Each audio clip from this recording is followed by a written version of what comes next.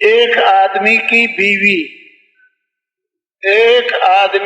بیوی ذرا اس کے آگے اونچا بول لی، اونچا، وہ اپنی بیوی کی شکایت لے کر آیا حضرت عمر رضی اللہ عنہ کے پاس، میں اس کا کیا علاج کروں، اونچا بولتی ہے میرے آگے۔ جب حضرت عمر کے دروازے پہ پہنچا، ابھی دروازہ نہیں کھٹکھٹایا، حضرت عمر کی بیوی ان کے آگے اونچا اونچا بول رہی تھی۔ جس سے علاج پوچھنے آیا اسی کی بیوی اس کے آگے اونچا بول رہی تھی۔ دیواریں چھوٹی چھوٹی ہوتی تھی، دیواریں، آواز باہر آ رہی تھی۔ اس نے سوچا یہ مجھے کیا علاج بتائے گا، جس کی اپنی بیوی اس کے آگے اونچا بولتی۔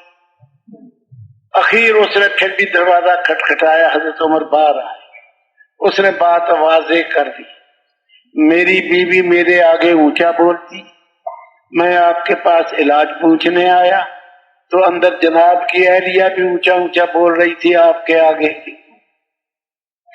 پہلے تو میں واپس جانے لگا، پھر میں نے چلو آیا ہوں اب پوچھی۔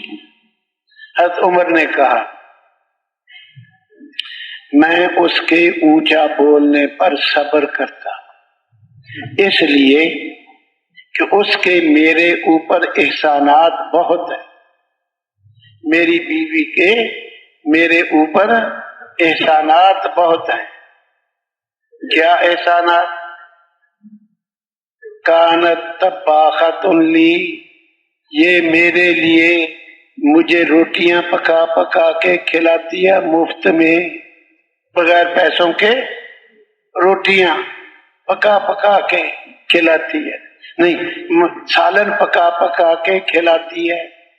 کانت خبازۃ لی، میرے لیے روٹیاں بھی پکا کے کھلاتی ہے، سالن بھی پکا کے کھلاتی ہے بغیر پیسوں کے، میری باورچن بنی ہوئی ہے۔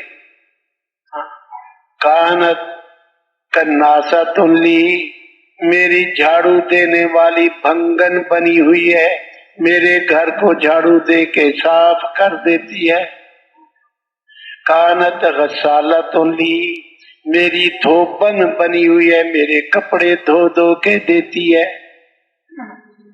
اور سب سے بڑھ کر میرے ایمان کی حفاظت ہے، میرے ایمان کی حفاظت ہے۔ ہاں، اب یہی کام ہماری بیویاں کرتی ہیں کہ نہیں کرتی؟ کپڑے دھو دیتی ہے کہ نہیں؟ جھاڑو دے دیتی ہیں کہ نہیں؟ سالن پکا دیتی ہیں؟ ہاں۔ اور ہمارے ایمان کی حفاظت، جب بندے کو حلال روٹی نہ ملے تو پھر حرام کھائے گا، بھوکا ہے، بھوک اور تیز ہوگی اور تیز ہوگی اور تیز ہوگی، پھر جہاں سے بھی ملے گا کھائے گا۔